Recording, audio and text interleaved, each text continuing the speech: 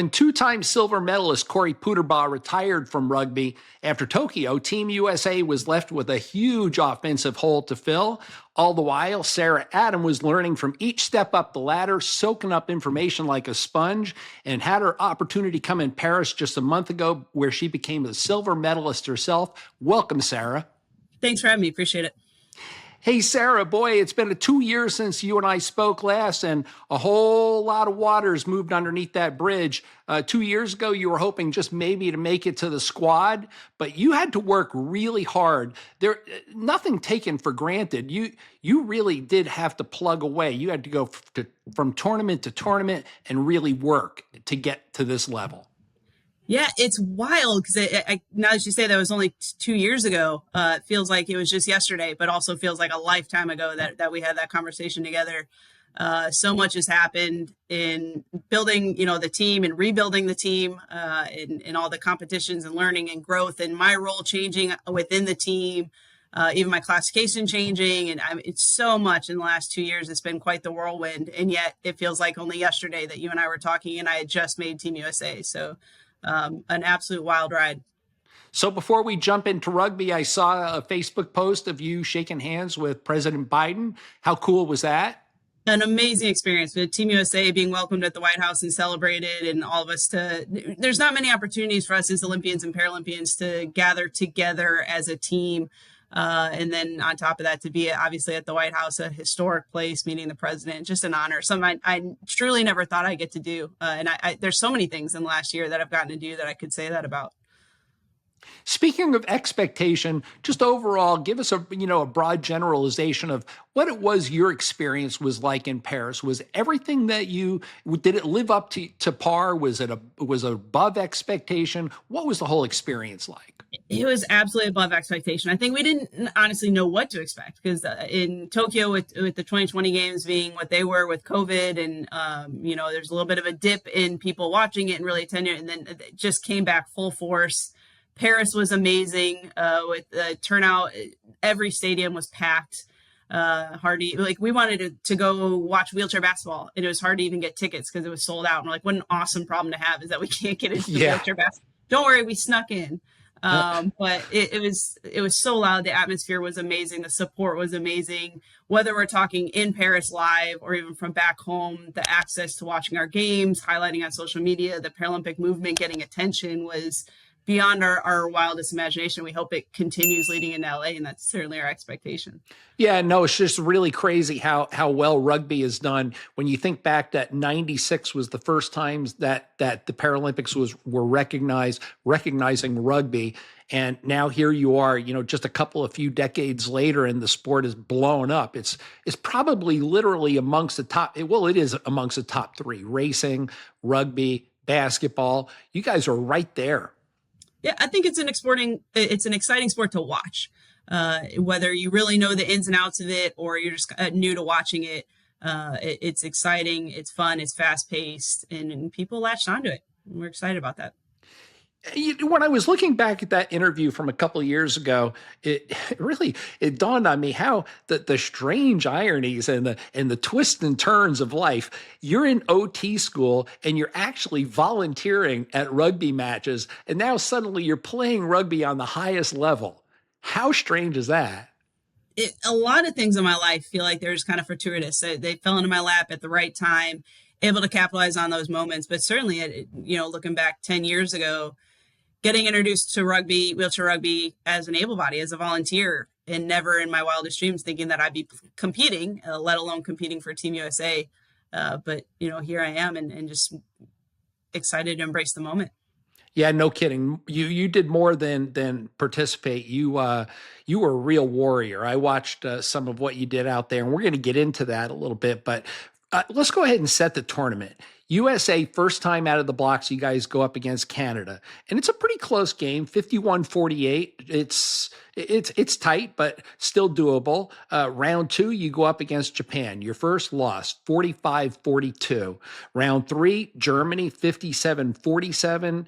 And then ultimately, Japan comes back, beats Australia, who ends up getting the bronze medal, 52-51. So they gave them everything that they could handle. You guys go on to beat GB GB, the defending champs, 50-43. So there were a lot of little intangible things that were happening within the tournament for you guys to even get to the gold medal game. We talked a lot about previously, there's been a lot of close matches in rugby. When you look back to Tokyo, you look back to Rio, there are a lot more, overtimes and games that are being won by 1 point or one try. And I don't think that was as much of the case, at least on our side of the bracket, for Paris. There was a lot of those, winning by 4, 5, 6. I think it was really that mental game. We said all of these teams are phenomenal teams. Everybody had a chance to win gold. It was just who could keep it together, who could stay to the game plan, who wasn't going to get discouraged, who was going to grind through the highs and lows of each and every game of the 5 games in 5 days. And I think at the end there, you could really see it with us. We came out with Japan a great first quarter in the gold medal match. We're hanging in there for the second and third, but they just hung on better. They remained with that really grit that you needed to survive the competition in the way that it was built. And I think we saw us have a little bit of a drop off there at the end. Yeah, and as long as you went there, not that we want to get all nerdy as Coach Delagrave would like to say. He said, I interviewed him. He said he'd like to get really nerdy. I'm like, hey man, well we can do that one day. But we're talking about the sport. So yeah. First quarter 14-11. It's nice. Things are looking sunny. Mm-hmm. Then it's 24-23. 35-32, and into the fourth, that's when it just blew up. You guys, I have to say, as I looked at it, I can't question Coach Delagrave. He knows a whole lot more about rugby than me, but I'm sort of wondering, are you and Chuck just getting gassed? You looked really tired. You were hunkered over. Yeah, I think it's hard to deny that. I think everybody could see that, that it was taking us, harder to recover. Japan had a very deep bench that they could rely on. That was really helpful. And we had some great players on our bench as well, as just kind of the strategy of the matchups of who on our bench matched up well against the Japan bench. And I think, the players that were on the court were the ones that made the most sense for us. But it did result in a bit of a drop off. The Japanese low pointers are just so strong, and trying to get through them and around them the entire game. It did lead to a drop off. And for me, with multiple sclerosis, it's hard for me to refill that tank once I've kind of dropped off the cliff. And that's what happened sometime halfway through the third quarter. So, Sarah, boy, now that you brought up MS, we might as well go ahead and talk about that and get that out of the way. You had said openly, and you have spoken openly many times about dealing with MS. We all know that, well, many of us know that it's progressive. Things will happen. You don't know exactly the pace it will happen, but you said, this might be my only opportunity, and I want to leave it all out on the floor. Did you leave it out on the floor? I did. When I'm looking back, obviously it's disappointing to come home with a silver medal. But, I've watched the games. I've watched them a couple times. And when I look at my performance, it's something I'm still very proud of.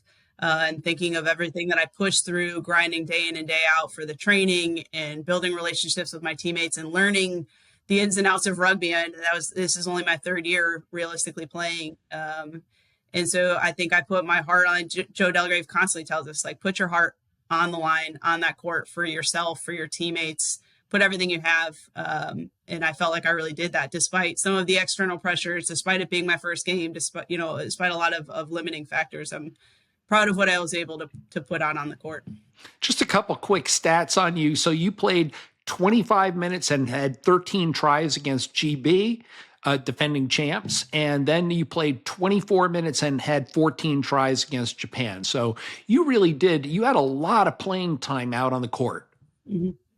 Yeah, I was out there a lot. I think we've got a wonderful lineup there with Chuck, Josh Wheeler, myself, and Jeff Butler.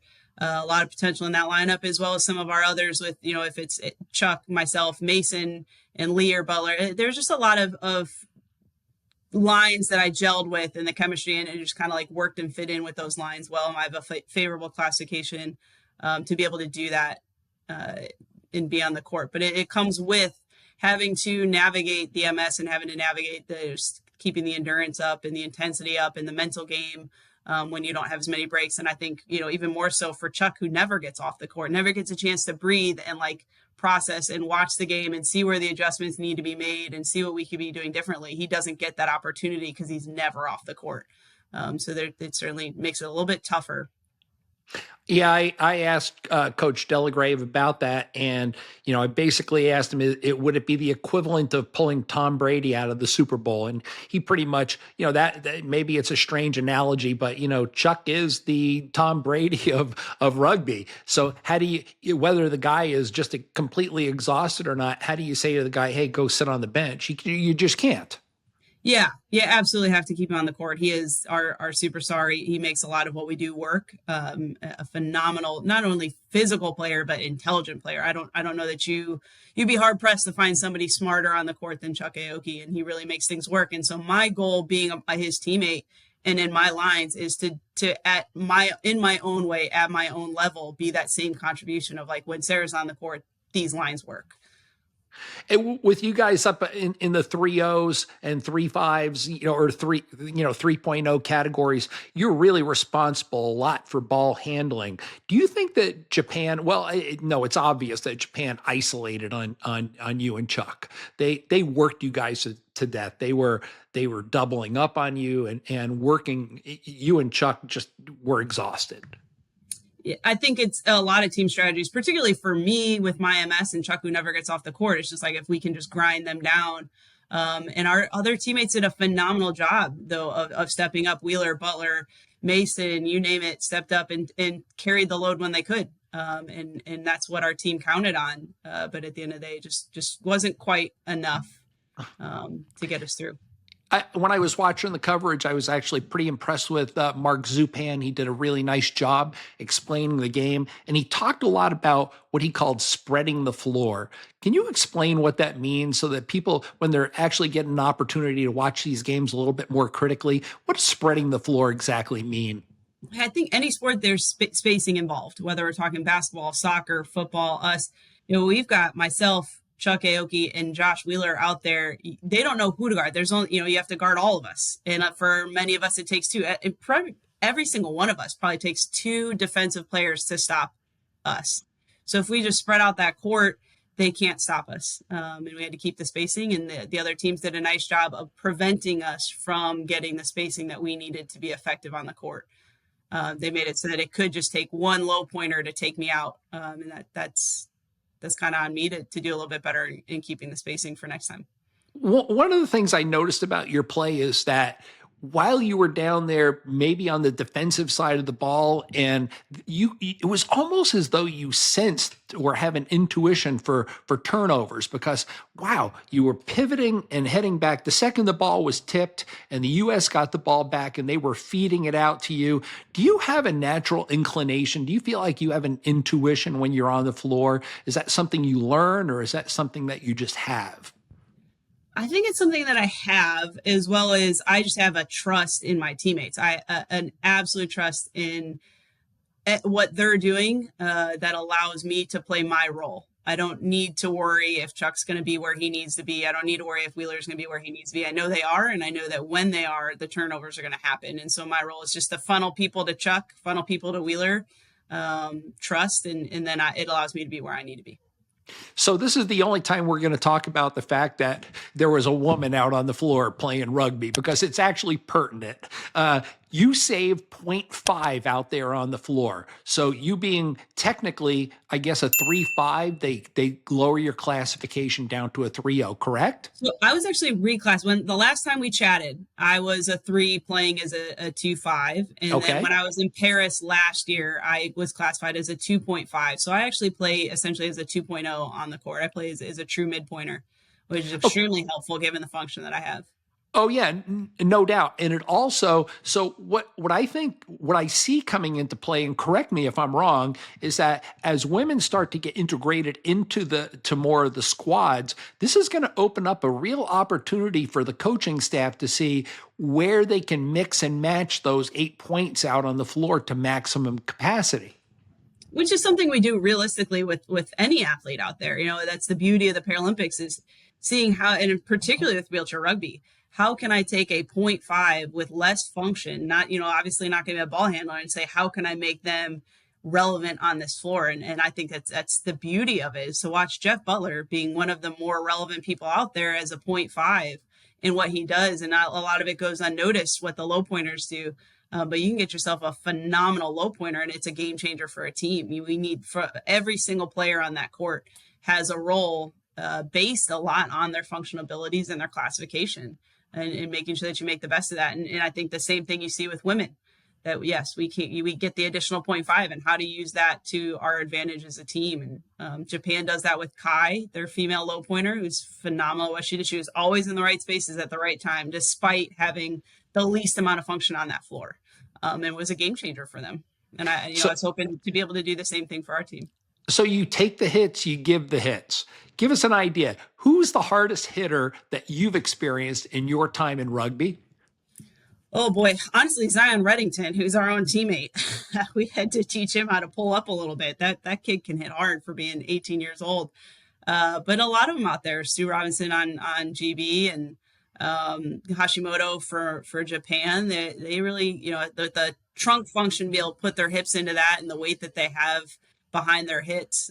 So for me, it was fun as the female, because they're going out there thinking they're going to absolutely annihilate this female, put me on my face. But when I know that they're coming and using my brain and positioning my chair, and took a couple of them out. I think I nearly took out every high pointer from every team at one point or another on the court. So I enjoy that part of it, to show that women can be just as fierce. There's not a lot of us that are ball carriers as women on teams. A lot of them are more of a defensive role. And so I enjoy being able to show that females on the court can take the high pointer role. We can give the hits. We can put the guys on their face as well.